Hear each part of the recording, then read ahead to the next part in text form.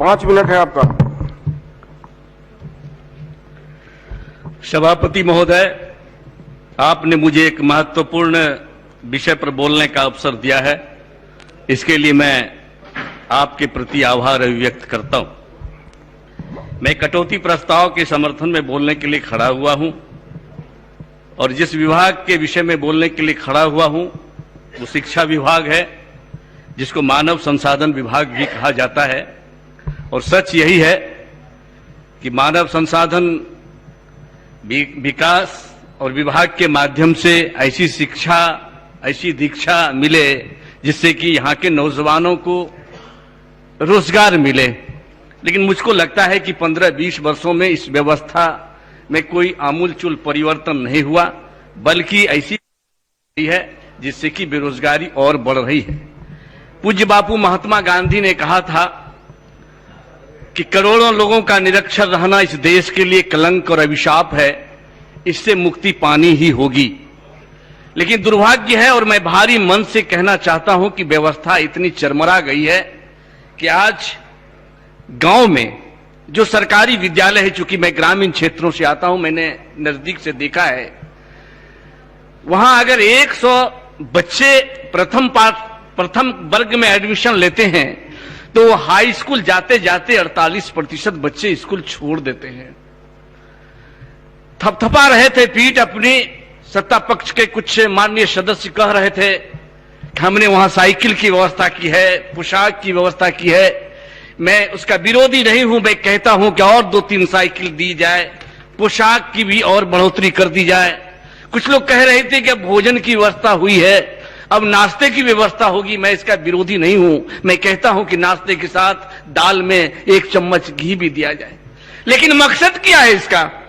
इसका मकसद, इसका उद्देश्य तो यह था कि जब बच्चे को खुराक मिलेगी, उन गरीब बच्चों के मां बाप के पास वो औकात नहीं है कि वो बच्चे को लंच पैकेट दे सके, तो वो स्कूल जाएगा, वहां भोजन करेगा, नाश्ता करेगा, उसको समुचित शिक्षा मिलेगी और जिसके चलते उसका भविष्य उज्जवल होगा। आज सरकारी स्कूल में किसके बच्चे पढ़ते हैं? जो निरीह हैं, जो निसहाय हैं, जो गरीब हैं, जो मजदूर हैं, जो रिक्शा चालक हैं, जो ठेला चालक हैं, जो किराना की दुकान चलाते हैं, जो खेतों में कुदाल चलाते हैं, उसके बच्चे पढ़ते हैं। आह लगती है, हीन भावना पैदा होती है जब सरकारी स्कूल के बगल में प्राइवेट स्कूल है। मुझे दुख होता है कि आज 35 से 40 हजार प्राइवेट स्कूल खुल गए और वैसे जगह खुल गए जहां सरकारी विद्यालय। शाम के समय में जब छुट्टियां होती है और प्राइवेट स्कूल के बच्चे जब निकलते हैं तो उसके पीठ पर एक काला बैग, उसके बाल सुधरे हुए, पैर में काला जूता, उजला मोजा, लंच पैकेट से भरा हुआ वो बैग। जब गरीब बच्चे, जब सरकारी स्कूल में छुट्टी होती है, उसके पांव धूल धूसरित होते हैं, उनके पांव उछड़े होते हैं, उसके कमीज की बटन टूटी होती है, उनके अंदर हीन भावना पैदा होती है। वो सोचता होगा अगर मेरी व्यवस्था अच्छी होती तो मैं भी प्राइवेट स्कूल में पढ़ता। यह स्थिति उत्पन्न हो गई है। डॉक्टर कलाम जो भारत के पूर्व राष्ट्र शिक्षा मंत्री थे, उन्होंने कहा था कि अगर गरीबी से निजात पाना चाहते हो, अगर मजबूरी और बेरोजगारी से मुक्ति पाना चाहते हो, तो उसका एक ही हथियार है और उस हथियार का नाम है शिक्षा। लेकिन 15 वर्षों में उस हथियार की धार मुड़ गई है, वो भोतर हो गया है, शिक्षा की स्थिति खराब हो गई है। हम लोग भी सरकारी स्कूल के विद्यार्थी रहे, हम लोग भी सरकारी स्कूल मिलती थी। सर लोग तो चौकस होते ही थे, बच्चों को भी चौकस करते थे कि बड़ा डिसिप्लिन मेंटेन करना, अनुशासित रहना, शिष्ट रहना, सभ्य रहना, देखना डिप्टी इंस्पेक्टर आते हैं कुछ उल जलूल नहीं बोल देना।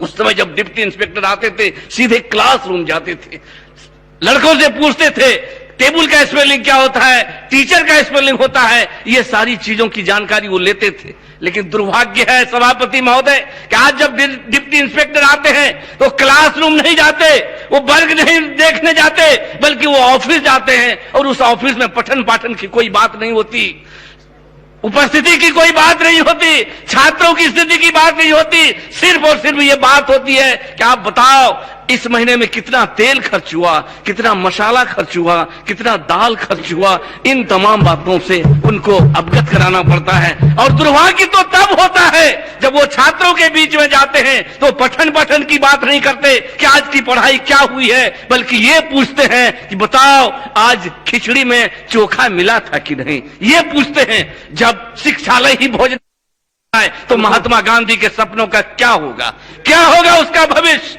आप जरा गौर करिए। और यही कारण है कि 1,50,00,000 नौजवान, जो 15 से 35 वर्ष का नौजवान है, वो अपने बूढ़े बाप को छोड़कर, बूढ़ी मां को छोड़कर, जवान पत्नी और बीवी को छोड़कर, बहन को छोड़कर, छोटे छोटे बच्चे को बिलखते छोड़कर वो बिहार से बाहर दिल्ली, पंजाब, हरियाणा में दर दर की ठोकर खा रहा है। और यही कारण है कि शिक्षा गुणवत्तापूर्ण नहीं मिल रही है। सही कहा कुछ लोगों ने, मैं उनकी बातों को दोहराना नहीं चाहता हूं। हमारे क्षेत्र में एक जेठौर उच्च विद्यालय है, जिसके विषय में मैंने पूर्व में भी शिक्षा मंत्री को इन बातों से अवगत कराया था। उन्होंने आश्वासन दिया था कि अगले वित्तीय वर्ष में इसके विकास में योगदान होगा, लेकिन दुख के साथ कहना पड़ता है कि आज तक कोई पहल नहीं हुआ। इसलिए मैं शिक्षा मंत्री से भी आग्रह करना चाहूंगा कि थोड़ा आप गंभीरता से इसको देखिए। जब बच्चे पढ़ेंगे नहीं तो उसकी भूखमरी दूर नहीं होगी, उसकी बेरोजगारी दूर नहीं होगी। माननीय सदस्य, इसलिए मैं सिर्फ और सिर्फ यही कहना चाहता हूं कि गजब की बांसुरी बजती है वृंदावन बसैया की, गजब की बांसुरी बजती है वृंदावन बसैया की, करूं तारीफ मुरली की या मुरलीधर कन्हैया की। सरकार अभी व्यवस्था यही है, किसकी तारीफ किया जाए। आपने मुझको समय दिया है, बहुत बहुत धन्यवाद।